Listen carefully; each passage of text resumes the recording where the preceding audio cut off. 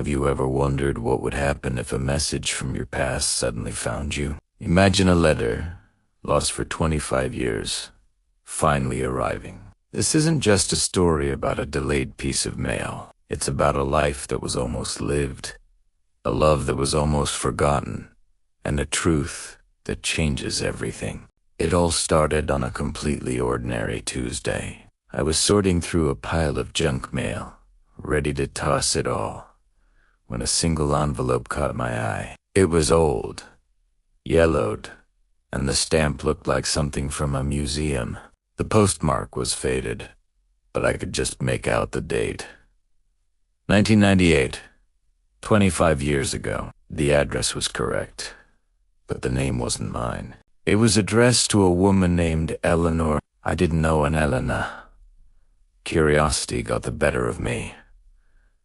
Who was she, and why was this letter only arriving now? I decided to do a little digging.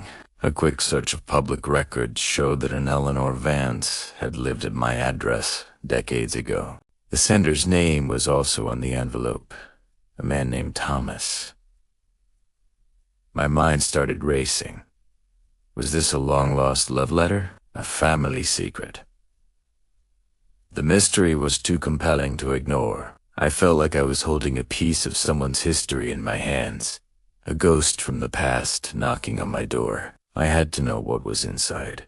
After some debate, I carefully steamed the envelope open, trying not to damage it further. The paper inside was just as fragile. The handwriting was elegant, a beautiful cursive script from a time before keyboards and touchscreens. The letter began, "My dearest Eleanor." My heart skipped a beat. It was a love letter. Thomas wrote with such passion, such longing. He spoke of shared dreams, of a future they had planned together. He mentioned a specific day, a promise to meet at the old town square under the clock tower. He described their love in vivid detail, the way she laughed, the way she looked at him. He poured his heart out onto the page, explaining that he had to leave town for a family emergency, but that his heart remained with her. The letter was his desperate attempt to reach her, to explain his sudden absence, and to reaffirm his promise. He was coming back for her. He told her to wait, that their story was far from over. Reading his words, I felt like an intruder, yet I was completely captivated by their story. The letter was filled with hope, but knowing it had arrived 25 years late, a profound sadness washed over me. This message of love and promise had never reached her. Eleanor never knew. Did she wait for him?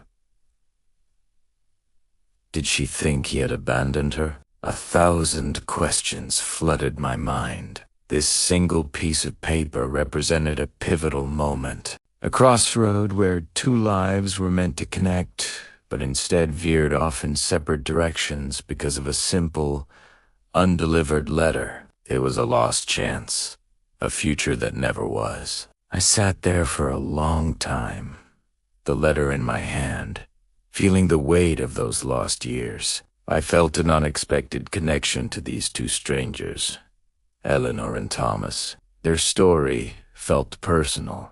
It made me think about all the what-ifs in my own life, the missed connections, the words left unsaid. We all have them. This letter was a tangible reminder of how fragile our plans can be, and how easily life can be redirected by circumstances beyond our control. It was a powerful lesson in fate and time. I couldn't just leave it at that. I had to find out what happened to them. The story needed an ending. I became a part-time detective, driven by a need for closure on their behalf. I started with old phone books from the library and searched online ancestry data. The name Thomas was common, but Eleanor Vance was more unique. After days of searching, I found a lead, an online obituary for an Eleanor Vance who had passed away 5 years ago. My heart sank. Was it her?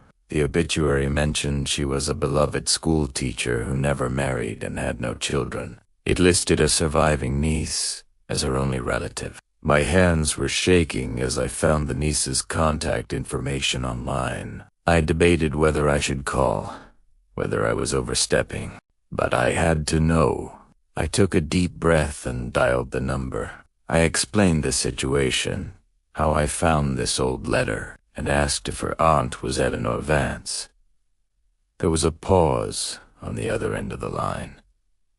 The niece confirmed it was her aunt. She told me that for her entire life, Eleanor had spoken of a man named Thomas, the great love of her life, who disappeared without a word. She believed he had betrayed her. Eleanor waited for years, her heart broken. She never loved anyone else. The niece explained that Eleanor became a teacher, pouring all her love into her students, but a part of her was always waiting, always wondering. Hearing this, I felt tears welling up. The letter could have changed everything. It held the truth that could have healed her heart. I met with the niece and gave her the letter. As she read Thomas's words, she began to cry. She thought he didn't love her, she whispered. All this time, she thought he abandoned her. We then did one last search, this time for Thomas.